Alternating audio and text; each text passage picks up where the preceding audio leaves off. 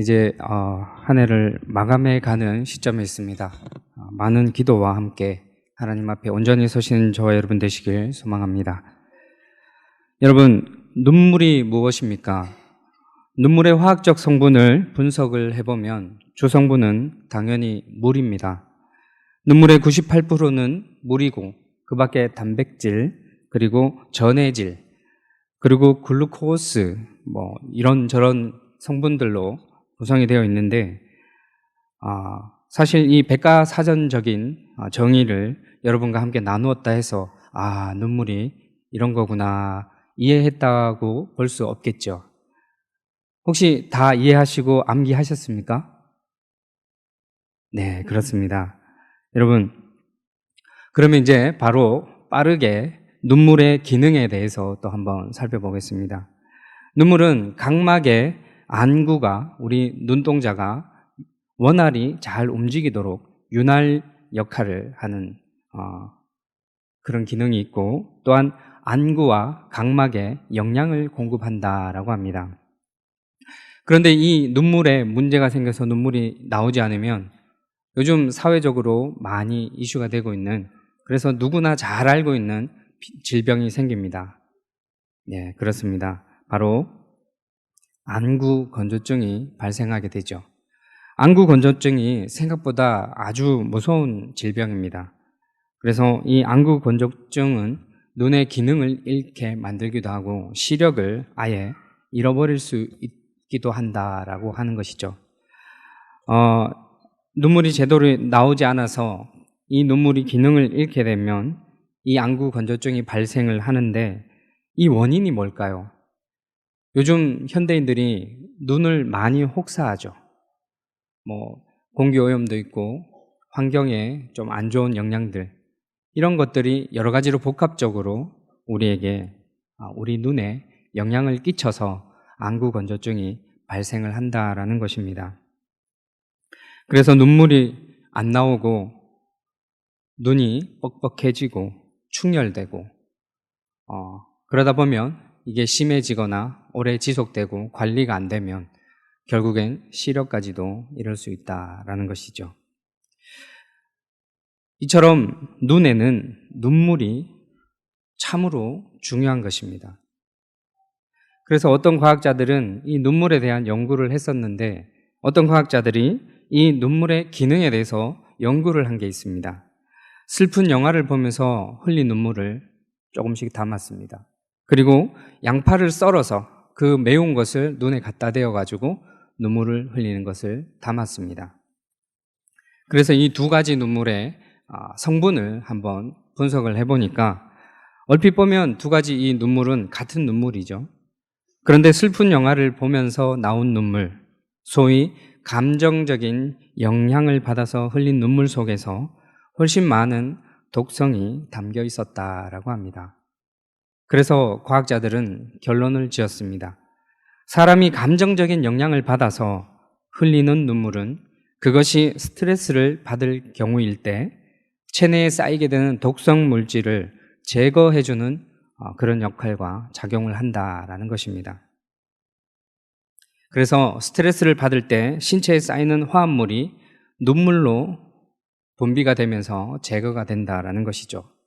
그로 인해서 실제로 스트레스가 감소되는 그런 영향을 받게 된다라는 것입니다. 그래서 눈물을 너무 참으면 스트레스가 증가되고, 또 스트레스를 받게 되면 어떻게 됩니까? 고혈압이나 심장병 혹은 위궤양 같은 질병이 생겨나거나 또 악화된다라는 것이죠. 하지만 우리나라 사람들의 정서는 어떻습니까? 눈물이 많으면 여자 같다라고 말합니다. 그리고 남자는 일생에 눈물 딱 2번만 흘리는 것이다 라고 이야기하죠. 소위 남자라면 눈물 정도는 참을 수 있어야 된다, 굳건해야 된다라는 취지에서 옛부터 이런 말을 했었는데, 과학적으로 본다면 이게 참 위험천만한 일입니다. 남자들이 수명을 단축할 수 있는 아주 좋은 방법이 되는 것이죠. 눈물을 흘려야 할 때 눈물을 흘리면 그것이 건강에 육신적인, 육체적인 건강과 정신적인 건강에 아주 도움이 되기 때문이지요. 그런데 이 눈물을 참고 억지로 안 흘리고 그러다 보면 몸이 더 스트레스 받고 그러다 보면 잔병이 생기고 그 잔병이 생기다 보면 또 큰 질병으로 이어질 수도 있다라는 것이죠. 그래서 결론은 눈물로 인해서 우리가 우리 건강을 또한 지킬 수 있다라는 결론에도 도달한다라는 것입니다. 하지만 이 눈물의 과학적인, 그리고 눈물이 왜 발생하고 생겨나는지, 왜 흘리게 되는지 이런 이유들을 설명을 드려도 진짜 눈물의 전체적인 어떤 이해를 하기에는 부족합니다. 그래서 우리는 눈물의 정신적인 면과 영적인 면을 한번 고찰을 해봐야 된다라는 것입니다. 눈물이 무엇이냐 하는 물음표에 눈물의 화학적 성분이 무엇이냐, 또 눈물이 과학적으로 무슨 역할을 하느냐, 그것은 사실 그리 중요하지 않습니다. 눈물에는 화학적 성분이 있고 그 성분 이상의 것이 또한 포함되고 내포되어 있다라는 것이죠. 눈물에는 과학적 요소 외에도 신비한 요소가 있습니다. 여러분, 눈물은 우리의 마음을 정화해 주는 역할을 할 뿐만 아니라 어떤 말로 표현할 수 없는 강력한 힘을 가지고 있다라는 것이죠. 그래서 영적인 측면이 눈물을 이해하는데 참 중요한 역할을 하게 됩니다. 인간이 아닌 여러분, 다른 짐승들은 아무리 슬픈 일을 당해도 울지 않는다라고 합니다. 가끔 개나 다른 짐승들이 슬플 때 눈물을 흘린다라고 사람들이 말은 하지만 그것은 단지 눈을 매끄럽게 하는 물질일 뿐이다라고 과학자들은 이야기하죠. 그래서 오로지 사람만이 감정적인 눈물을 흘릴 수 있다라고 하니 이 또한 눈물에 대한 신기한 사실 중에 하나가 되는 것입니다. 이 세상 만물 가운데 우리 인간만이 영적인 존재이고 또 슬플 때, 감격했을 때 눈물을 흘릴 수 있는 존재다라는 뜻입니다. 이런 사실이 눈물에 영적인 요소가 들어있다라는 증거가 아니겠습니까?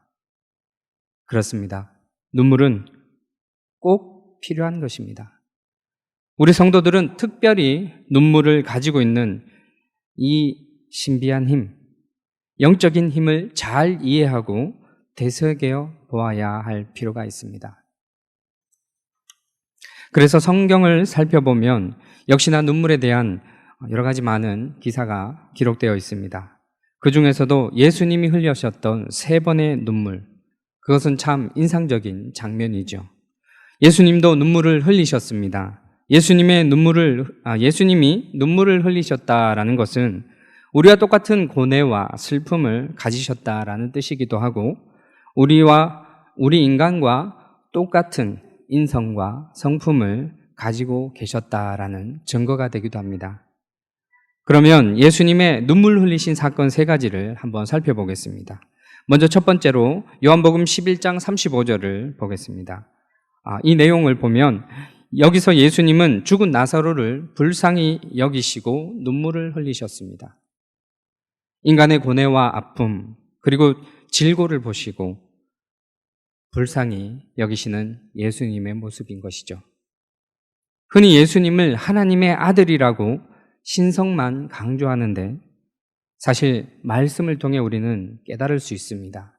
분명 예수님도 인성을 가지신 사람과 같은 존재였다라는 사실이죠. 즉 예수님의 사람과 같은 모습을 말씀이 우리에게 전해주고 있다라는 것입니다. 이 사실은 오히려 하나님의 아들이라는 사실보다 더 우리에게 큰 위로가 됩니다. 큰 힘이 됩니다.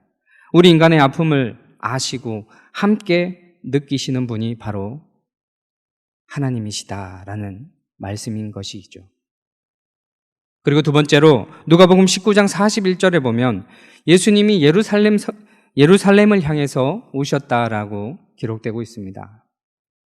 예루살렘의 운명과 그 안에 사는 사람들의 완악함을 인해서 예수님이 눈물을 흘리셨습니다.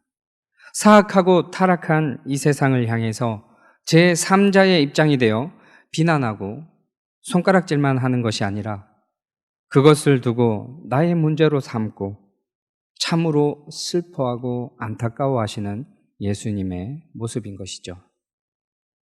오늘날 많은 사람들이 현재 우리나라를 두고 정치인들을 두고 많은 손가락질을 하고 문제를 지적합니다. 나라가 왜 이 모양이냐? 라고 말이죠. 그래서 정치인들과 모든 지도자들을 싸잡아 비난하고 조롱합니다. 하지만 예수님이 예루살렘의 안타까운 운명을 내다보며 그렇게 안타까워 우셨던 것처럼 우리 성도는 나라와 민족과 이웃을 사랑하고 그 장래를, 미래를 안타까워하며 눈물의 기도를 흘려야 할 것입니다. 사실 지금까지 우리나라, 이 대한민국이 성장하고 발전해온 데에는 지대한 영향을 끼친 것이 무엇이겠습니까? 바로 우리네 할머니들의 그 기도의 눈물이 아니겠습니까? 그리고 세 번째, 오늘 본문에 나오는 내용으로서 예수님이 자신을 위해 눈물을 흘리셨습니다. 복음서에서 예수님이 잡히시기 전날 밤에 마지막으로 겟세마네 동산에 올라가셔서 기도하실 때 정말 심히 고민하고 두려워하고 고통에 있었습니다. 땀이 피가 되도록 기도하셨다라는 말씀은 예수님이 그토록 극도로 그 이루어질 일들을 두려워하고 몹시 떨었다라는 증거가 됩니다. 그런데 오늘의 본문인 히브리서 5장 7절에 보면 겟세마네 동산에서 기도하실 때 피가 땀처럼 흘러내리신 그 사건에 대해서 그 사건 당시 예수님께서 우셨다라는 기록이 없었지만 히브리서 5장 7절에 의하면 예수님이 울면서 하나님께 매달린 것을 우리는 알 수 있습니다. 어떻게 보면 자신의 목숨을 구하기 위한 몸부림이고 울음이라고 볼 수 있지만 이 울음에서 우리는 아주 인간적인 예수님의 모습을 볼 수가 있는 것이죠. 죽음의 상황. 여러분, 고뇌의 상황 앞에서 오히려 우리와 똑같이 괴로워하시고 그 상황을 벗어나고 싶어 하시는 그 모습을 보며 우리는 예수님의 인간적인 모습과 동질감을 느끼게 됩니다.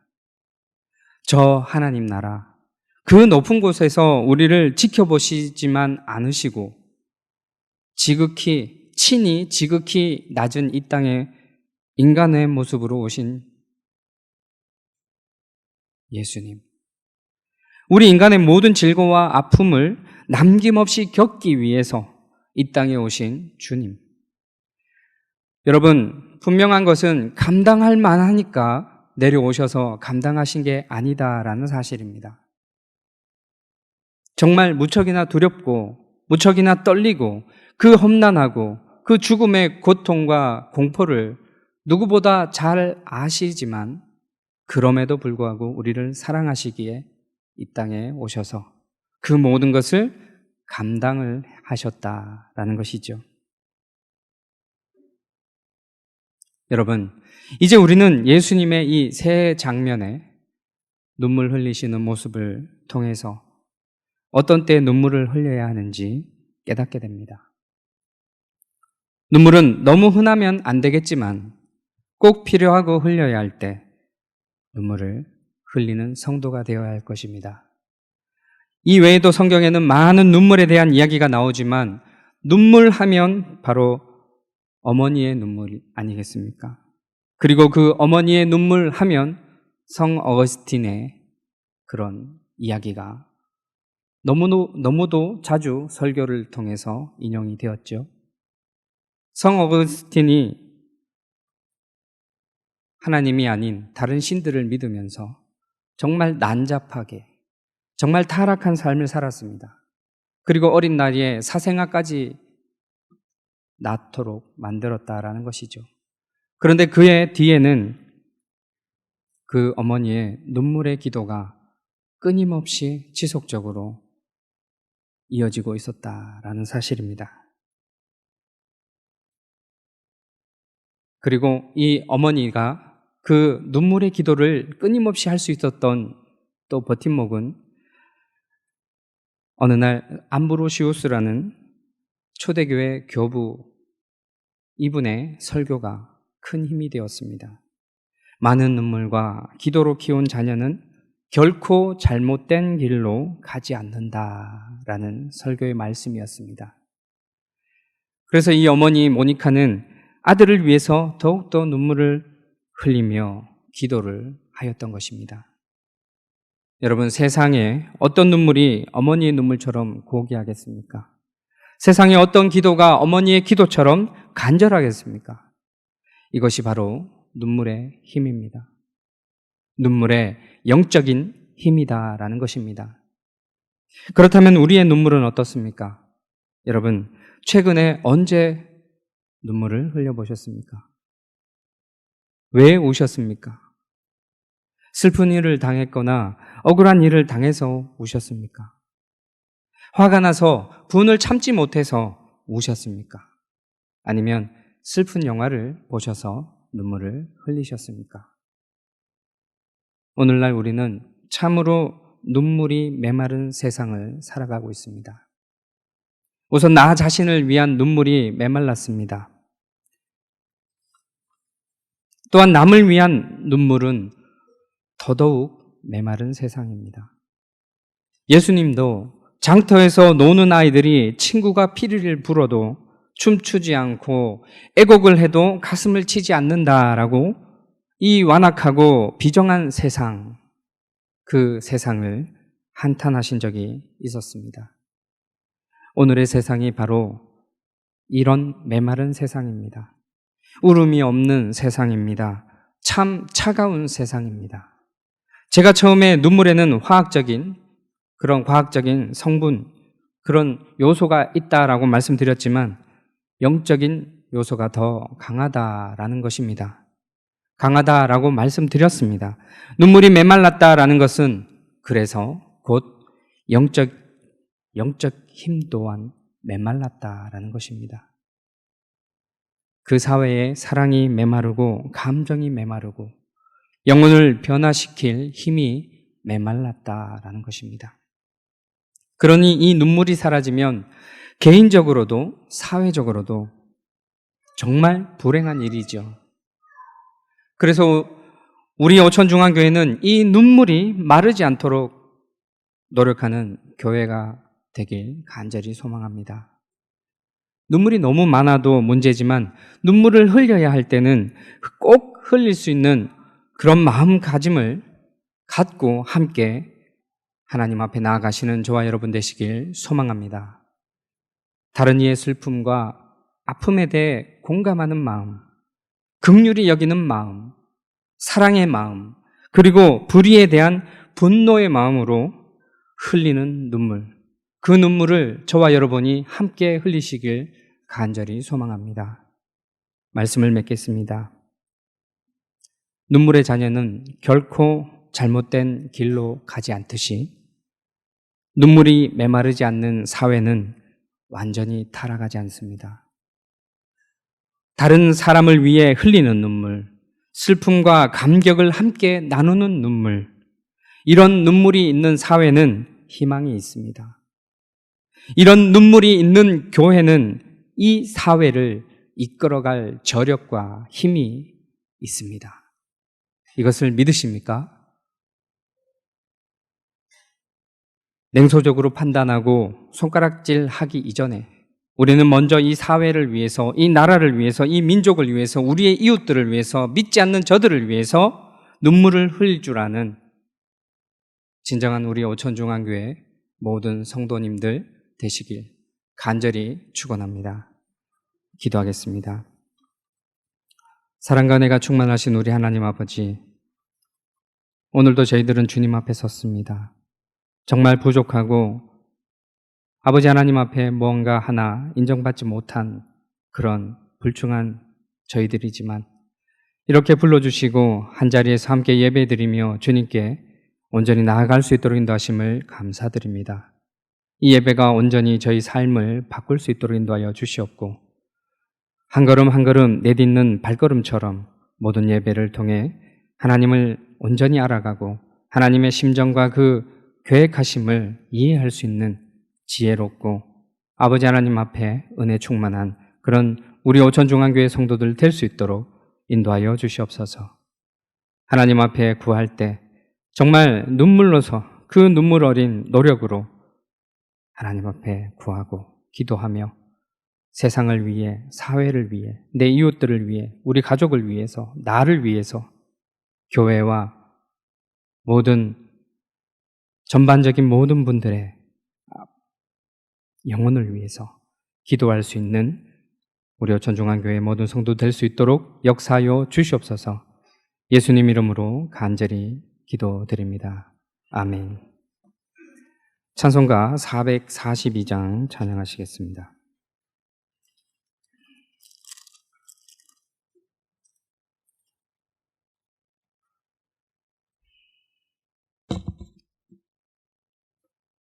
네. 기관 찬양 신임 임직자 여자분들, 권사님들 앞으로 나오시면 감사하겠습니다.